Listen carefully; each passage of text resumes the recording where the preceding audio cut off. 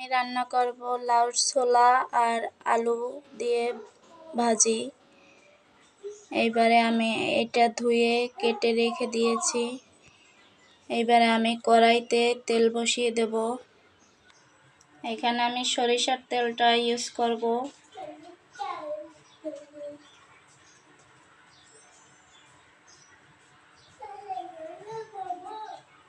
তেলটা একটু গরম হলে তারপরে আমি পেঁয়াজ দিয়ে দেব। এবার আমি পেঁয়াজটা দিয়ে দিয়েছি। এটা একটু ব্রাউন কালার হয়ে আসলে তারপরে আমি লবণ অ্যাড করব।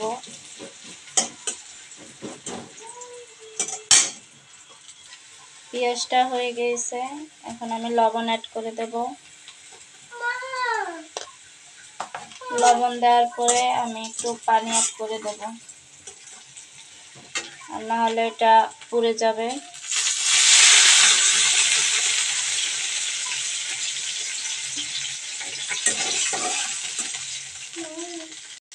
এবারে আমি হলুদ দিয়ে দেব।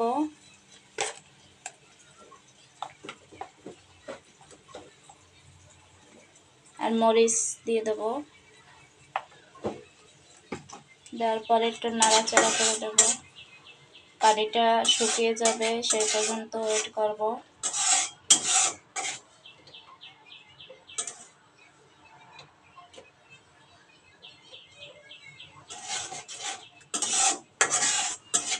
বেশি কিছু এর ভেতরে অ্যাড করার দরকার নেই, এই কয়টা উপকরণ দিয়েই হয়ে যাবে। এইবারে এটা পানি টেনে গেছে, আমি এইবারে কেটে রাখা ভাজিগুলো দিয়ে দেব।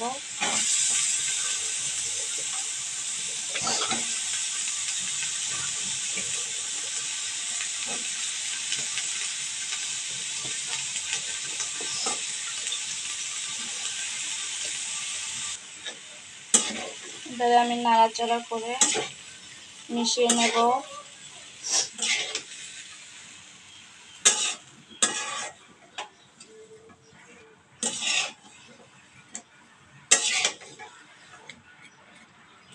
মিশিয়ে নেওয়ার পরে আমি এটা ঢেকে দেব, পানিটা শুকিয়ে যাবে তারপর পর্যন্ত। এবার এটা ঢাকনা উঠাবো। এই যে দেখেন এটা পানি শুকিয়ে গিয়েছে। এবারে আমি পানি দিয়ে দেবো এটার জন্য।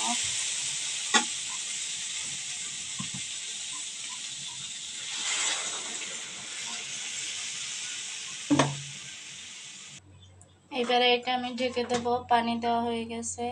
এটা পানিটা টানা অবধি ওয়েট করব। এবারে আমি ঢাকনাটা উঠাই একটু নাড়াচাড়া করে দেব। এখনো পানিটা টানে নাই, আরো কিছুক্ষণ ওয়েট করতে হবে। এই পর্যায়ে আমি কাঁচামরিচ অ্যাড করে দেব। কাঁচামরিচ দিলে হবে কি ফ্লেভারটা ভালো আসবে, এই জন্য কাঁচামরিচটা দিয়ে দেব।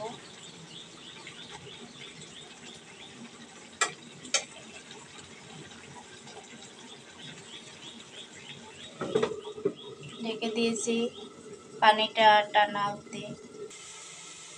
এবার দেখবো আমার আলু ভাজিটা হয়েছে কিনা। আলু ভাজিটা হয়ে গেছে, এই দেখেন শুকনো শুকনো করে ফেলছি।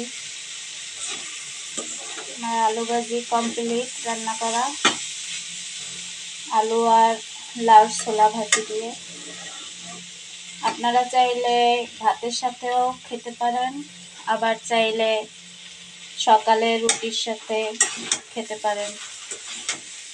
আর আমার ইউটিউব চ্যানেলটা একটু সাবস্ক্রাইব করে দেবেন, পাশে থাকবেন সবাই।